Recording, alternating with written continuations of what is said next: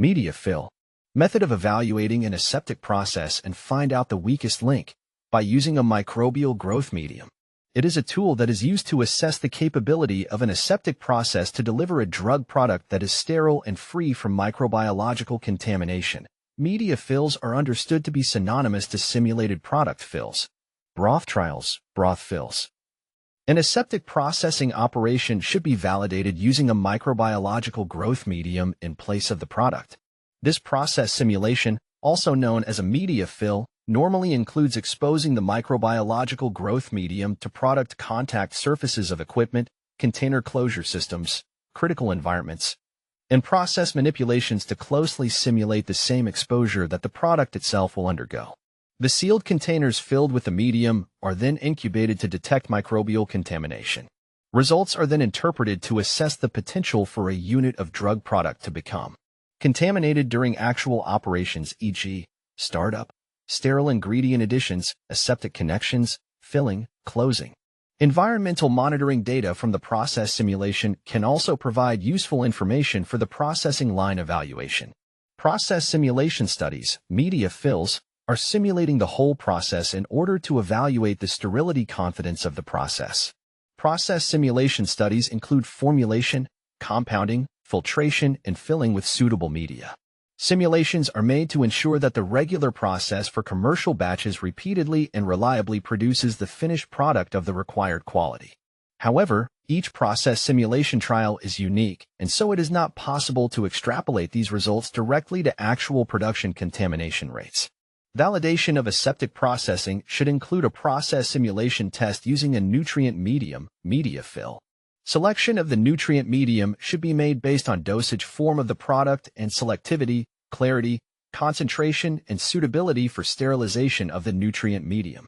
Process simulation tests should be performed as part of validation by running 3 consecutive satisfactory simulation tests.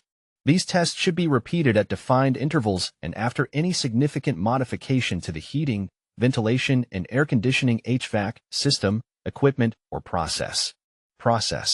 Simulation tests should incorporate activities and interventions known to occur during normal production as well as the worst-case situation. The process simulation test should be representative of each shift and shift changeover to address any time-related and operational features. When are media trials performed? New production lines. Changes to existing production lines. Routine RE validation of aseptic filling lines. Facility shutdowns and recommissioning. FAL and sterility. There are total 8 elements for successful completion of media fill validation: 1 staff training, 2 study design, 3 frequency and number of runs, 4 duration of runs, 5 size of runs, line 6 speed, 7 environmental conditions, 8 media incubation, 9 examination of media filled units, 10 interpretation of test results. The frequency and number of runs are defined as startup and ongoing runs. A startup simulation test consists of 3 consecutive satisfactory simulation tests per shift and should be carried out before routine manufacturing can start.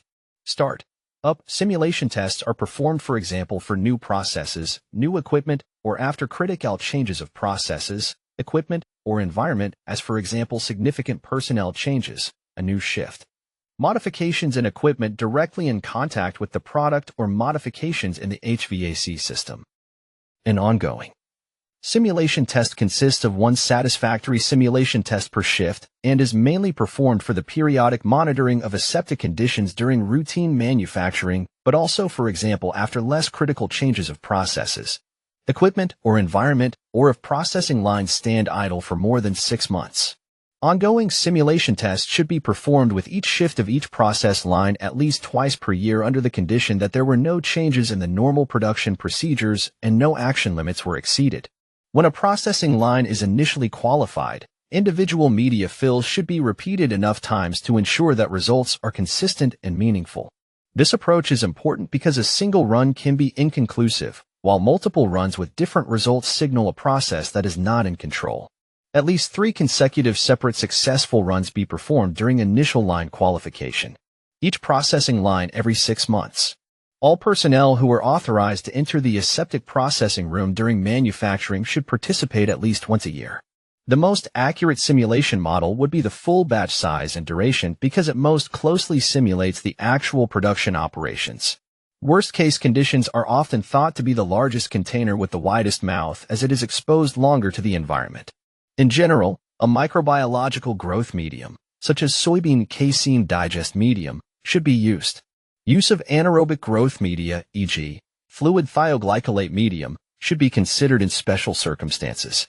The media selected should be demonstrated to promote growth of gram-positive and gram-negative bacteria and yeast and mold. Each unit should be filled with an appropriate quantity and type of microbial growth medium to contact the inner container closure surfaces when the unit is inverted or thoroughly swirled, and permit visual detection of microbial growth. If the growth promotion testing fails, the origin of any contamination found during the simulation should be investigated and the media fill promptly repeated. Media used in the evaluation must pass a growth promotion test. The control organisms used should include those relevant strains of test microorganisms identified by relevant pharmacopoeias as being suitable for use in the growth promotion test. Growth promotion testing of the media used in simulation studies should be carried out on completion of the incubation period to demonstrate the ability of the media to sustain growth if contamination is present. Growth should be demonstrated within 5 days at the same incubation temperature as used during the simulation test performance. The medium should be clear to allow for ease in observing turbidity. If a filter is used in the aseptic manufacturing process, the medium should be capable of being filtered through the same grade as used in production. It is generally accepted to incubate at 20 to 25 degrees Celsius for a minimum of 7 days followed immediately or after a first reading. By incubation at 30 to 35 degrees Celsius for a total minimum incubation time of 14 days. Other incubation schedules should be based on supporting validation data. Isolates and should at no time be outside the range of 20-350 C. Incubation temperature should be maintained within plus 2.50 C of the target temperature. Incubation time should not be less than 14 days. If two temperatures are used for the incubation of the media-filled units, the units should be incubated for at least 7 days at each temperature. Prior to incubation, the containers with the microbiological growth medium should be inverted or otherwise manipulated to ensure that all surfaces, including the internal surface of the closure, are thoroughly wetted by the medium. The containers should not be completely filled with medium in order to provide sufficient oxygen for the growth of obligate aerobes. Similarly, containers should not be overlaid with inert gases even though the product may be. When inspecting the containers, they should be compared to a known sterile container for comparison, as some microbial growth shows up as a faint haze which is difficult to detect unless there is a control container to compare against. Video recording of a media fill may serve as a useful aid in identifying personnel practices that could negatively affect the aseptic process. When filling fewer than 5,000 units, no contaminated unit S should be detected. 1. Contaminated unit is considered cause for revalidation following an investigation. When filling from 5,000 to 10,000 units. 1. Contaminated unit should result in an investigation, including consideration of a repeat media fill.